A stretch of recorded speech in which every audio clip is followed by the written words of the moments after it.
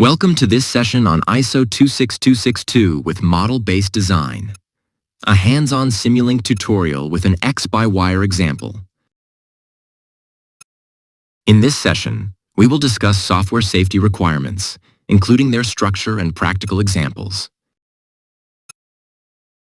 The content of software safety requirements is organized into key categories that collectively address functional behavior, runtime robustness, and architectural safety.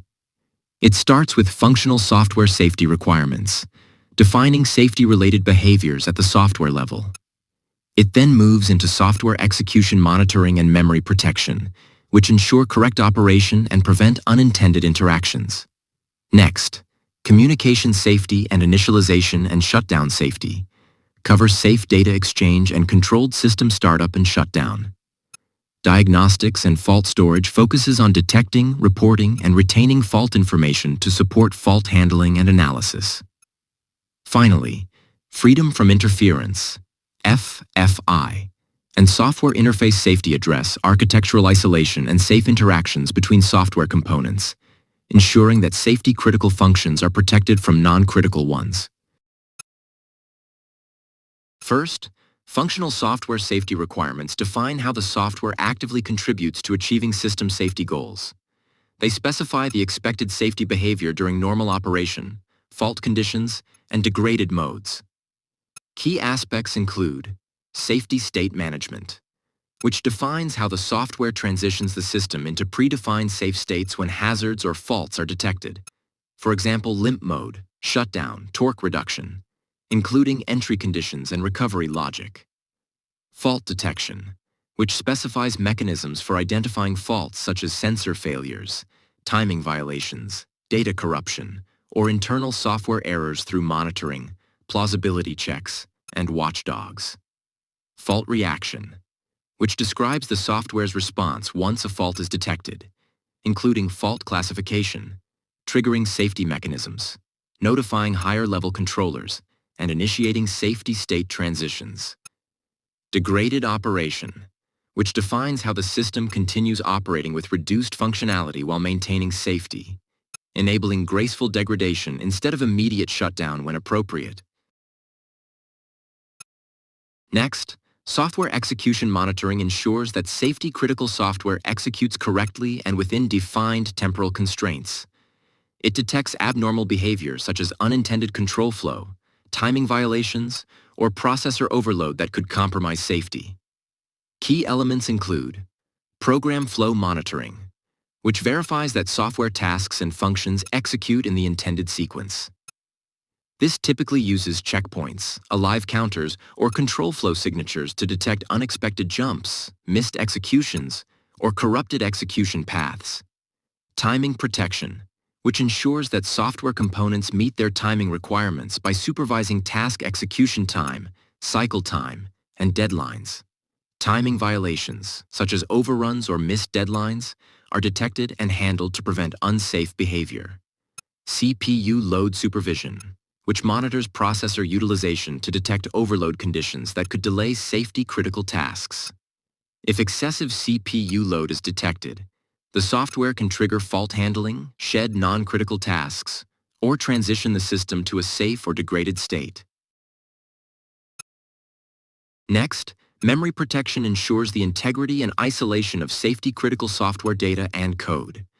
Its purpose is to prevent corruption, unintended access, and interference between software components, which could otherwise lead to hazardous behavior. It typically covers RAM protection, which protects runtime data such as variables, stacks, and heaps against corruption. This includes mechanisms like ECC/parity checks, memory tests at startup and runtime, stack monitoring, and plausibility checks to detect bit flips or invalid accesses. Flash/program memory protection, which ensures the integrity of executable code and constant data stored in non-volatile memory. Common techniques include CRC checks, signatures, secure boot, and periodic integrity verification to detect corruption or unauthorized modification. Memory partitioning, which separates safety-critical and non-critical software into isolated memory regions using hardware features such as an MPU/MMU. This enforces controlled access rights, read/write/execute, and supports freedom from interference by preventing one component from impacting another.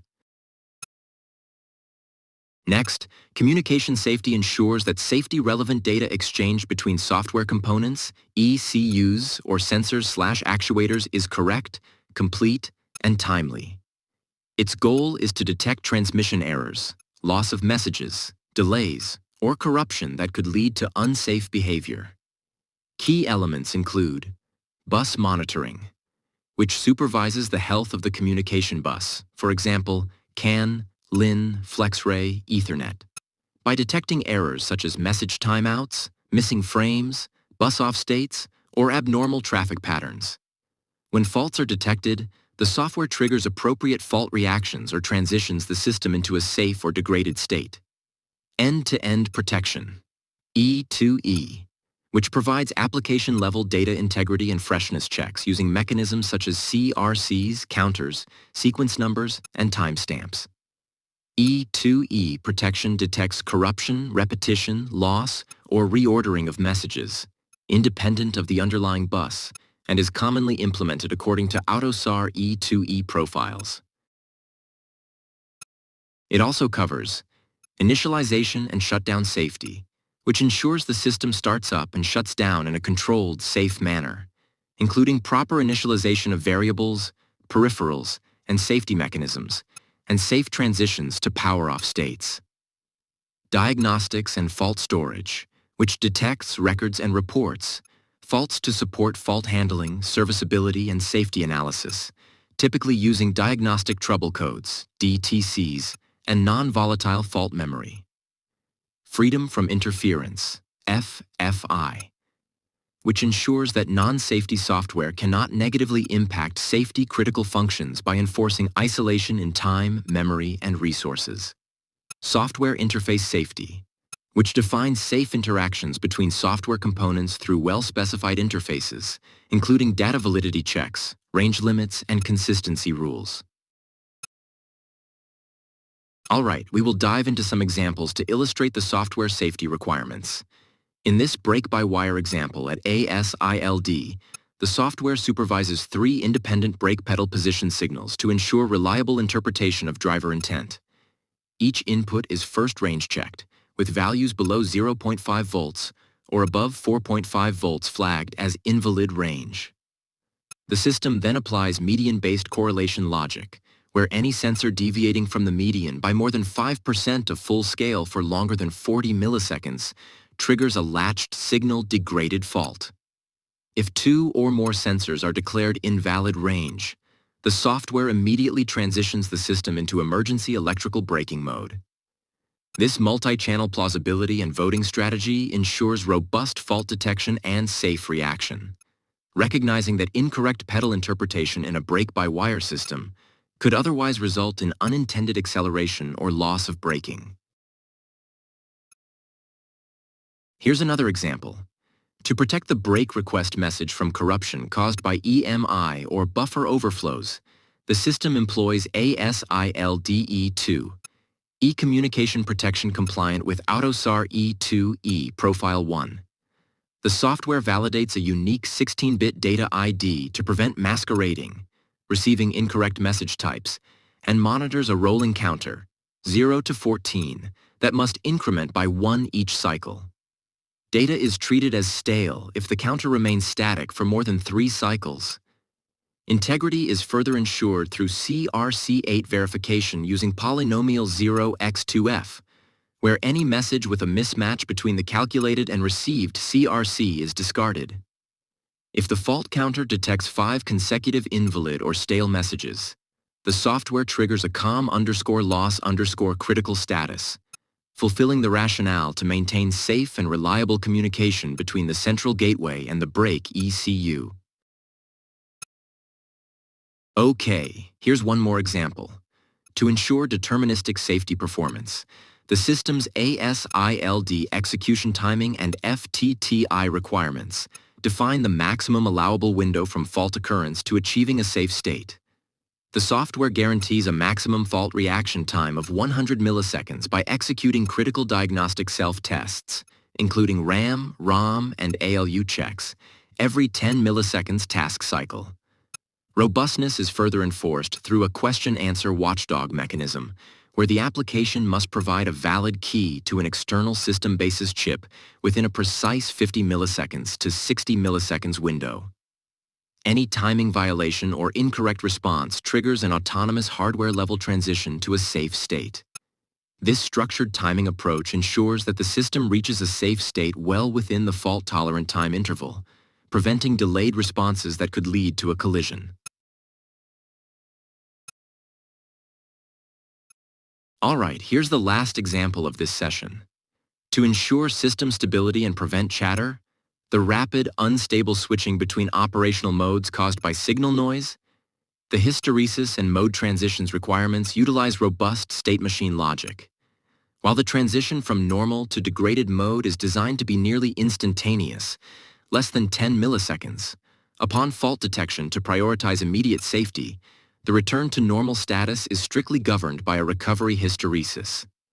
This recovery only occurs if the triggering fault, such as an overvoltage event, remains absent for a continuous duration of more than 500 milliseconds, while the vehicle speed is less than 5 kilometers per hour, ensuring the system is in a controlled environment before resuming full functionality.